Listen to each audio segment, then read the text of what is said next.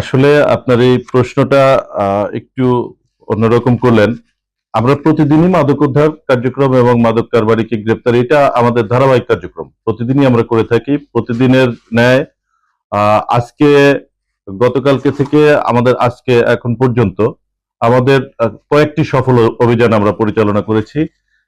যার মাধ্যমে আমরা মোটামুটি বেশ কয়েক ধরনের মাদকদ্রব্য উদ্ধার করেছি। ইতিমধ্যে আপনারা জানেন যে আমরা আহ, আপনার 85 বোতল বিদেশি মদ সহ একজন একজন মাদক কারবারিকে আটক করেছি। তারপরে 55 বোতল ফায়ার ডিল, ফেন্সিডিলের বিকল্প ফায়ার ডিল যেটা, এটা সহ একজন মাদক কারবারিকে আটক করেছি। 500 গ্রাম গাঁজা সহ একজন মাদক কারবারিকে আটক করেছি। আবার আর একটা ঘটনায় 300 গ্রাম গাঁজা সহ আরো একজন মাদক কারবারিকে আটক করেছি এবং ইয়াবা সহ আটক করেছি একটা মাদক কারবারিকে 25 পিস ইয়াবা সহ এবং একটা 16 পিস ইয়াবা সহ। এছাড়া আরো 3জনকে মাদক সেবনের দায়ে মাদক সহ তাদেরকে আটক করেছি। সেই 3জনকে আমরা ভ্রাম্যমাণ আদালতের মাধ্যমে প্রত্যেককে 6 মাস করে আমাদের ভ্রাম্যমাণ আদালত কর্তৃক সাজা প্রদান করা হয়েছে। আর বাকি 6টি ঘটনায় আমরা 6জন মাদক কারবারিকে আটক করেছি, তাদের বিরুদ্ধে 6টি নিয়মিত মামলা রুজু হচ্ছে।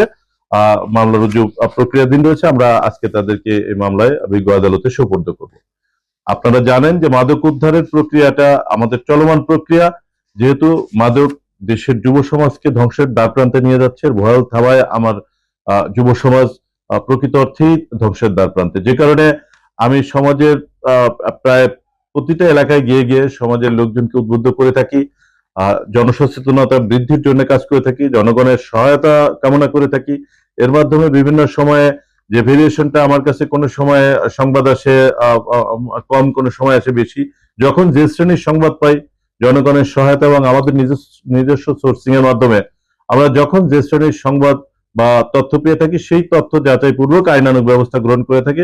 আজকে আমাদের সফলতাটা আমাদের টিমগুলা অ্যাক্টিভলি সবাই কাজ করছে আন্তরিকতার সাথে এবং আমাদের আজকের অভিযানগুলো সফলতাও বেশি, যে কারণে আমরা অধিক সংখ্যক মাদক কারবারিকে আটক এবং মাদক উদ্ধার করতে সক্ষম হয়েছি।